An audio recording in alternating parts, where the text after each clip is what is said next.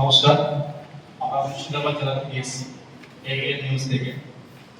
যে স্যার যে উদ্যোগ নিয়েছেন পজিটিভ বার্তা এবং যে ওয়েস্ট বেঙ্গল মিডিয়া ফোরামের যে সমস্ত প্ল্যাটফর্মগুলো আছে সর্বদাই মুর্শিদাবাদ ডিস্ট্রিক্ট আমাদের স্যারের সঙ্গে সবসময় অ্যাক্টিভিটি আছে আমরা।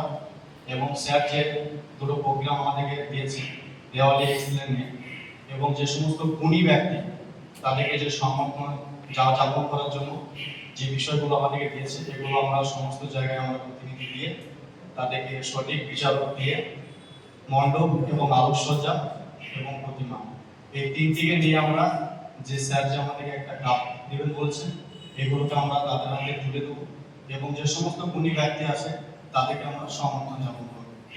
মুর্শিদাবাদ সর্বক্ষেত্রে আমাদের এই ওয়েস্ট বেঙ্গল মিডিয়া প্ল্যাটফর্মে অ্যাক্টিভ আছি এবং সবসময় থাকবো।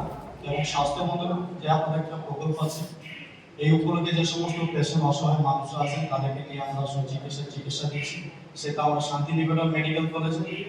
এবং পাশাপাশি স্যার আমাদের একটা যে সিটিএর মাধ্যমে যে ব্যবস্থা করেছেন ওটাকেও আমরা পরিচালনা করছি মুর্শিদাবাদ থেকে। বর্তমানে অনেক পেশেন্ট আমরা শান্তিনিকেতন মেডিকেল কলেজে পাঠিয়েছি সিটিএর মাধ্যমে অ্যাপ্লিকেশন এবং সাবমিট করে, সেগুলোকে সিটিএর মাধ্যমে দেখা হচ্ছে। এবং আরও যে সমস্ত প্ল্যাটফর্মগুলো আছে আমরা সর্বদাই এর সঙ্গে যুক্ত হয়ে আমরা আরও মজবুত করে এই কাজগুলোকে আগিয়ে দিতে চাই। আমাদের মাথার উপরে আছেন শান্তিনিকেতন মেডিকেল কলেজের কর্ণধার ডক্টর মলয়পীঠ স্যার। ওনার নির্দেশে আমরা যে সমস্ত নির্দেশগুলো দিয়েছেন সেগুলোকে আমরা সঠিকভাবে পরিচালনা করে আগামী দিনের পথগুলোকে আমরা আরও বাড়িয়ে যেতে চাই।